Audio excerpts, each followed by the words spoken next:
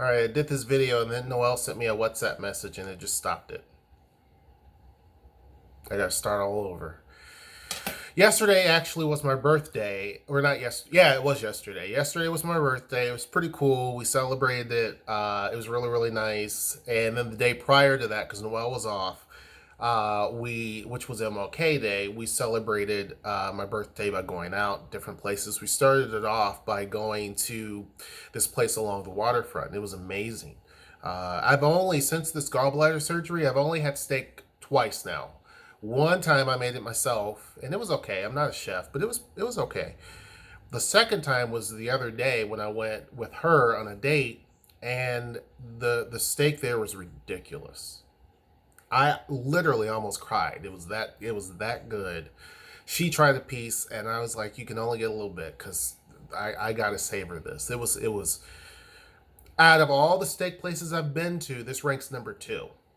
To be honest with you, out of all the states I've lived in, all the places I've had steak, this place ranks number two in terms of taste. It was just ridiculous. But anyway, so everything there was cool. We went to the museum, the Washington State History Museum. It was bomb. It was awesome. We had a Men of Change exhibit, which is from the Smithsonian. It talks about all of the black men who have made, really America what it is. And so they had this huge showcase. It was really, really cool. Got to see other parts of that. Got to see how this area at one point was nothing but water. It was just cool. I mean, it was really, really awesome overall. Noelle's friend watched the girls for us. She was actually downtown, took them to the same museum, and so they got to see a lot of stuff. And one thing that we noticed was it was very busy downtown. And what I mean by busy, a lot of traffic in terms of cars, a lot of people walking.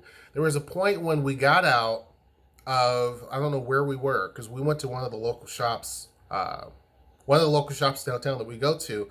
Is, excuse me, Stock List. It's a really, really cool store. And coming out of Stock List, because we saw the girls at one of the pizza places down there, and we stopped in, said hi to them. We actually saw another Blasian couple there. We didn't know them, but there was another Blasian couple there. And I was too busy focusing on the kids, but Noelle noticed them, and so that was pretty cool. I mean, that's people ask why I live here, and that's one of the reasons is because you run into Blasian families all the time. And I don't know where she was from, or whatnot. I didn't even really get a good look. I was being attacked by my kids as I came in, even though they saw me like an hour before. But anyway, we walked out of there. We went into Stocklist. We came out of Stocklist, and I happened to look up, and Tacoma looked like a big city to me.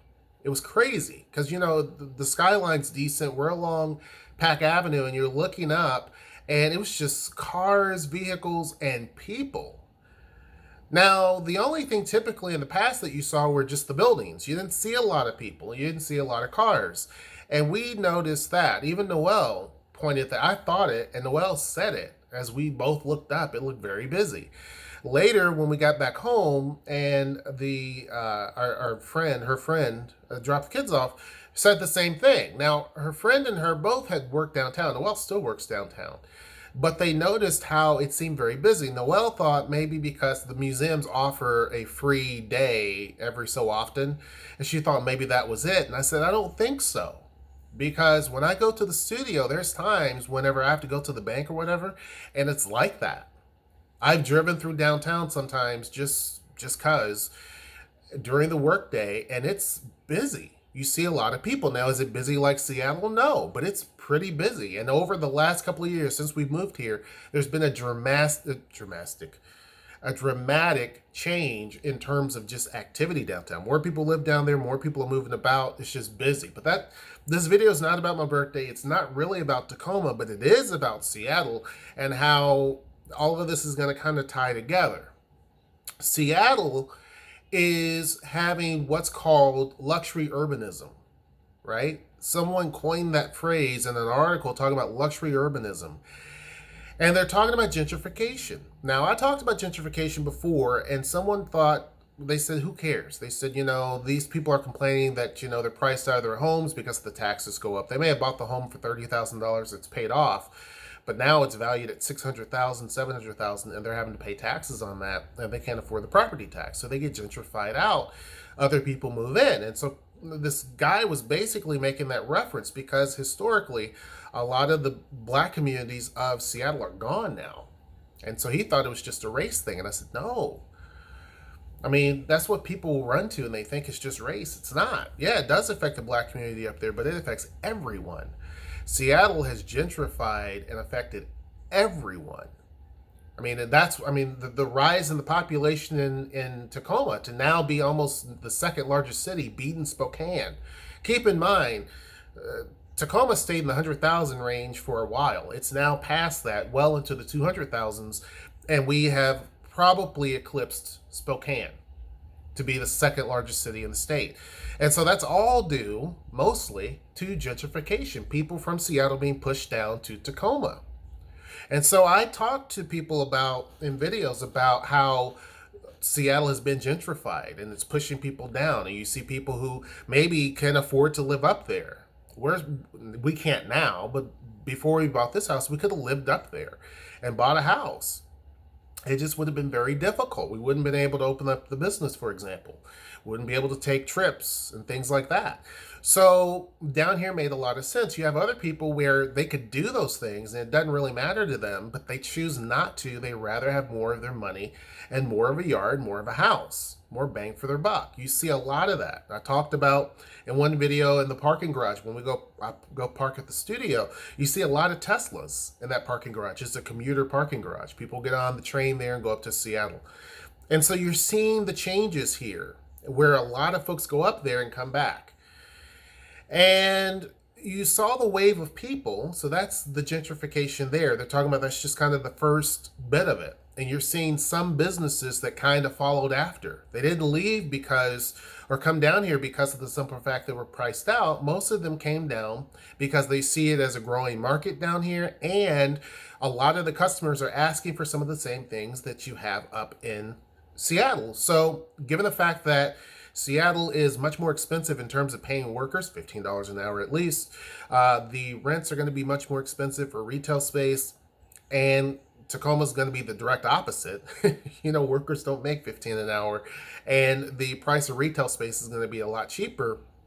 It made a lot of sense for them to open up a second or third location down here, and even some of those businesses relocated, right? Now what you're seeing is what's called luxury urbanism, where you have the second wave of gentrification. And it's not the people, it's the businesses. A lot of these businesses are not even able to move down. They're just going to shut down. They were referencing in the article, this same thing happened in San Francisco. It happened in Vancouver, Canada, New York City, where you have a lot of empty storefronts in many areas because, I don't know about the case in New York now, but they're talking about Vancouver specifically because you have these rents that go up so drastically high that now businesses can't afford it. So the first people impacted were your regular individuals. And so they're like, I can't make it work. Businesses, some of them could stick it out. And one of them that actually did was a famous newspaper stand that's in Pike Place Market. It's no longer there as of today, but it had been there for over 30 years. And so, yes, the digital world has changed it, where you can get newspapers and magazines and stuff like that online. That was the big thing. But the cost to rent that space is astronomical. And so the guy that ran it, his son or daughter, I can't believe, son or daughter, believes that they've been taking a loss every single year and that their dad loves the newspaper industry so much and loves his site so much that he was just basically paying the rent anyway, even though he wasn't making much money. He was basically paying out more than what he made, right? That is a part of history that's gone. And you're seeing a lot of other businesses gone. You'll see in Seattle, a lot of restaurants will open up and then close, right? So you may see 12 that will open up in 1 week, and then you have like 8 or 9 that will close that same week. And the problem is everyone's chasing after the same dollar. There's this delusional belief amongst people and businesses that I can make it there. I can definitely make it there. I'm chasing after Amazon, or I'm chasing after Microsoft, or I'm chasing after whatever, because Amazon has a lot of assets here, right? They have their space program a little bit here. They have a lot of different things. So people think that, oh, I can get a job in that and I'm good. The problem is your quality of life. You see what I'm saying? You get into a situation where you can afford the rent, you can afford the food, you can afford the higher taxes, you can afford all of that, but you're always home. You're never able really to take a vacation. When it's holidays, the gifts that you normally give out are not that way anymore.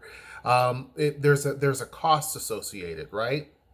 So a lot of people are opting out of that and moving to different locations. And so you're seeing price surges in all the counties that kind of form a belt around Marion, or sorry, thinking of Indianapolis, that form a belt, because I said Beltway, that forms a belt around King County.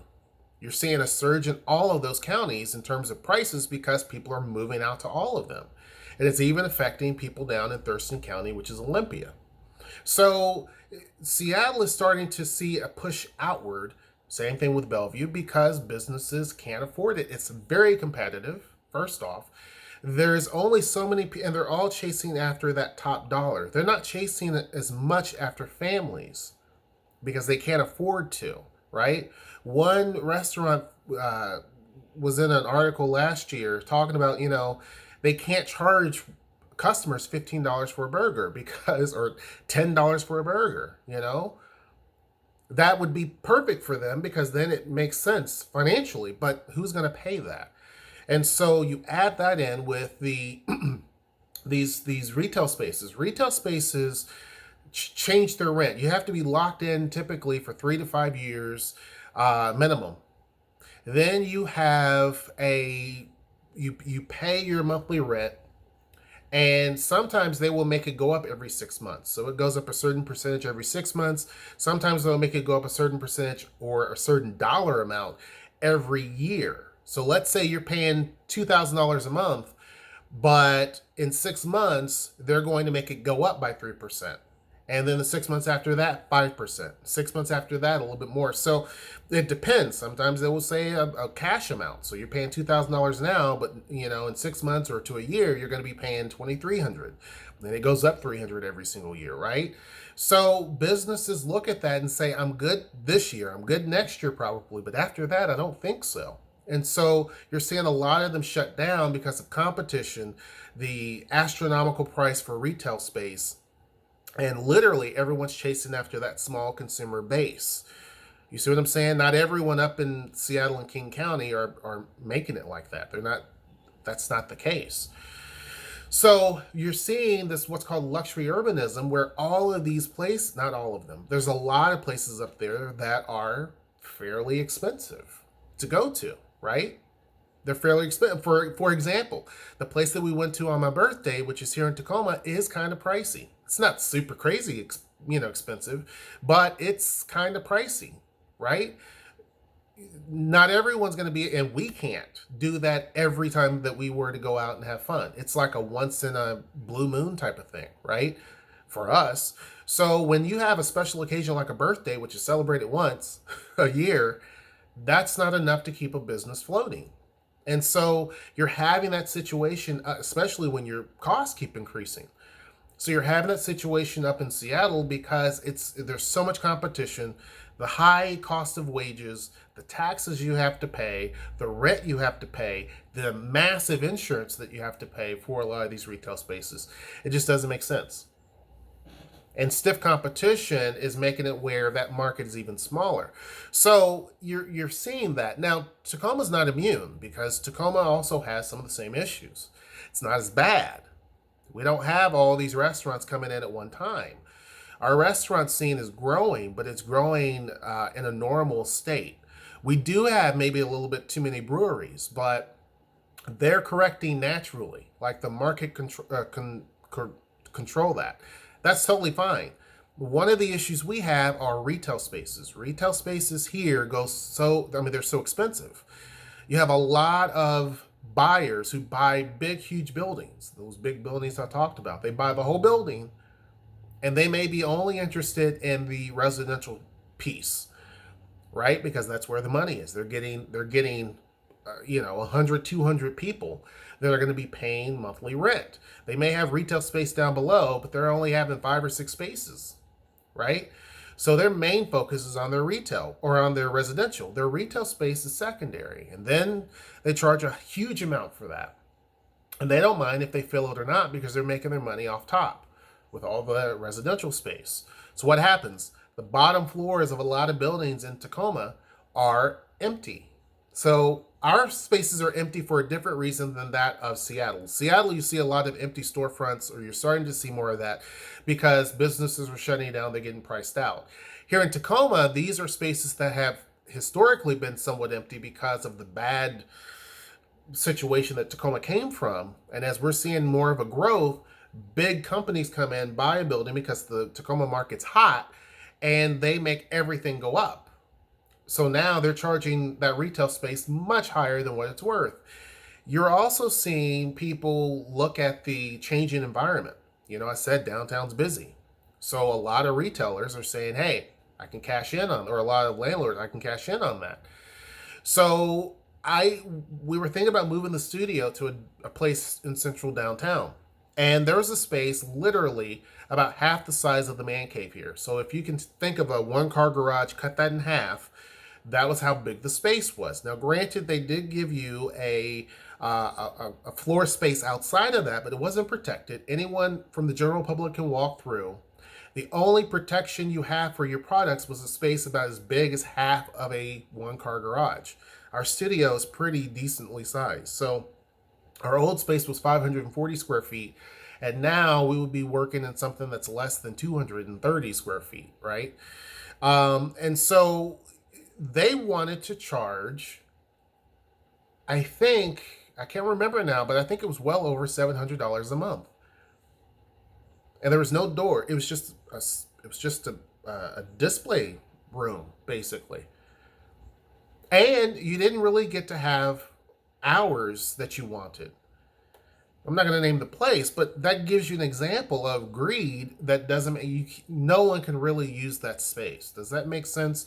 There were other spaces within there that were much more reasonably priced, but again, the doors closed. So you have a very strict time frame that you can operate during the day. We're pottery studios. So you're going to have people that typically come in after work or on the weekends. So any day on the weekend's cool, or any time on the weekend's cool, but during the work week, most people are going to come in probably after 5. And so at that point, that facility's shutting down. So it doesn't make sense. And there's other spaces that were charging astronomical prices, and they would rather sit empty than to take in someone, because they think if they take in this particular business, then their value somehow is going to go down, and another business will come in and say, well, if you're charging that for that, and it's that per square foot, then we should get that too. So you have a lot of greed that's affecting Tacoma. Now, what should the city do? The city of Tacoma and the city of Seattle should personally step in. The same way that they're doing to make housing affordable, they should do that for businesses. Startup businesses that are less than a year old, they should have programs in place that actually help them, because a lot of them shut down. There was a wine bar that just shut down the other day. It was in Tacoma. They put it in the wrong location, and I knew that. They put it in the wrong location, and it shut down a year later. Right? I mean, it's just simple.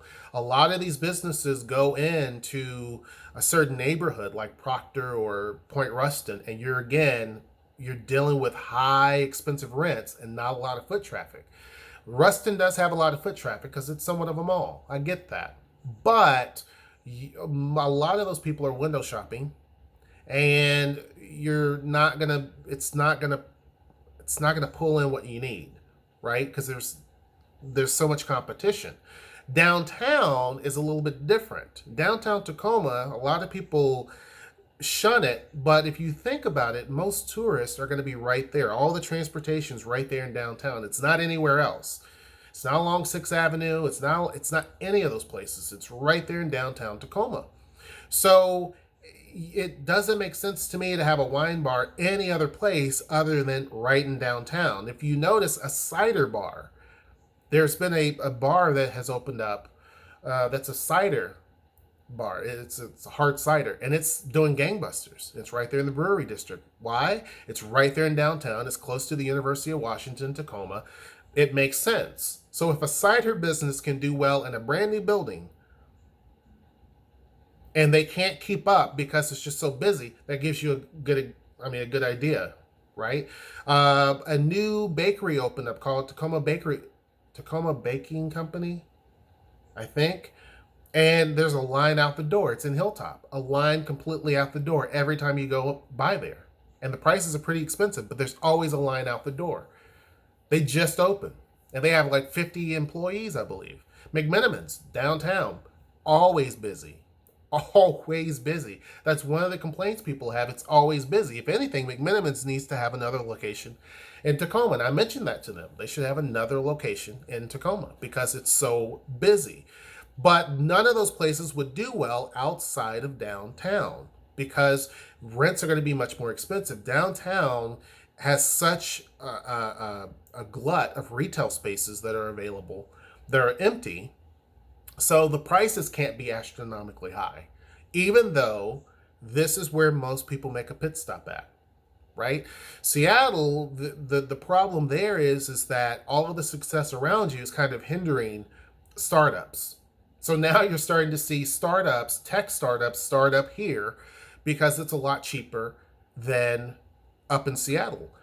So you have all of the infrastructure here for a startup. You even have now a lot of new co-working spaces. We went from having just one Lone Ranger in the entire city for co-working space, which is Surge Tacoma. They had a couple of locations. And now we have 4 different co-working companies here, 3 of which got started in the last 6-7 months. Because of the simple fact that there's nothing down here. So they're taking advantage of that. Some of them are coming from Seattle to take advantage of that. And you are now seeing startups do the same thing. They're starting up in Tacoma because they still have access to all of the venture capital money, which is up in Seattle and Bellevue. But they don't have Bellevue and Seattle prices that they have to pay for space. So to me, I think that Seattle should approach it the same way Tacoma should, and the city should offer incentives for retailers to keep their spaces booked. Maybe work on property taxes for them, give them a property tax break. If they can have their retail space booked, offer a little bit lower prices for startups or businesses, local businesses that are under a year old. Things like that to keep those spaces active. You'll see more people downtown. It creates more money for the city. It doesn't make those properties look bad because of the value. A lot of people avoid walking, when there's nothing down below. It's kind of eerie. So that's what I would do if I were those cities. You see that in other places. So yeah, is Seattle basically a victim of luxury urbanism? Yeah, it seems to be the way it's going, unfortunately. Anyhow, this is not a slam against Seattle. There's a lot of great things too. A lot of great things.